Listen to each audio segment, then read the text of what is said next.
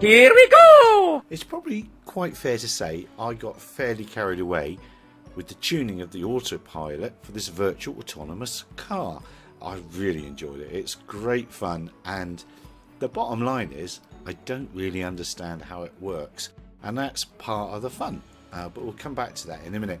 So what you're seeing now is the first run after I had tuned it the first time, and I could quickly see that the car was going to the wrong places, or it's trying to go to the wrong places in some parts of the track and the others, and that must be to do with how I was driving it.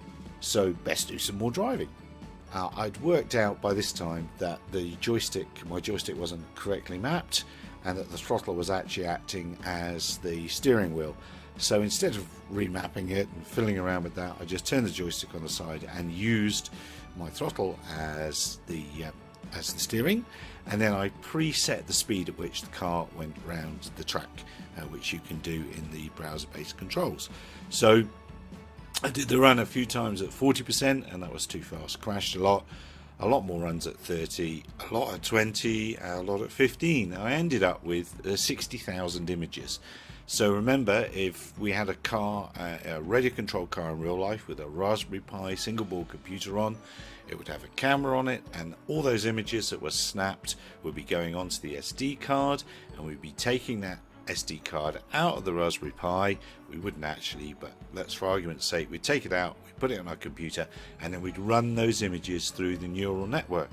And that's what we could do with this, but of course there's no card, no real Raspberry Pi, and it's all done locally. So you run the 60,000 images through the neural network, and that and the artificial intelligence does its easy let's get busy magic and creates an autopilot that you can then run through the simulator again and see how it does.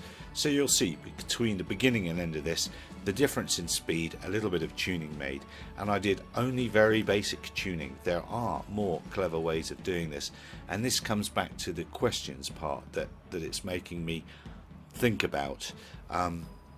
So the act of using the simulator, fiddling with a few numbers, playing around with it and trying to do this has got me thinking about what on earth's going on. It also spits out numbers and it spits out graphs. I have no idea what those numbers and graphs mean or what they do, but I can go and find out. I can go and find out in the fantastic videos that are about. There's a wiki of instructions, so that's fantastic. So I can look at that and I can learn, and that's a wonderful thing about modern education or modern learning. It's all out there. It's all out there if you look on the internet. Just be very careful of the information that you choose to use, and fact check it first. Hashtag fake news, as we're very quick to say in 2020. Now remember, I have made loads of mistakes mucking about with this. You will make loads of mistakes mucking about with this, and that's fine. If you need to, then you write down your mistakes, and then you try not to make the same one again, and you rush forward to the next mistake.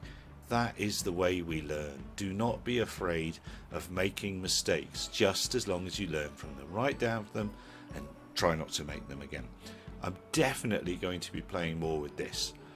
It's fantastic fun. Look after yourselves until the next time.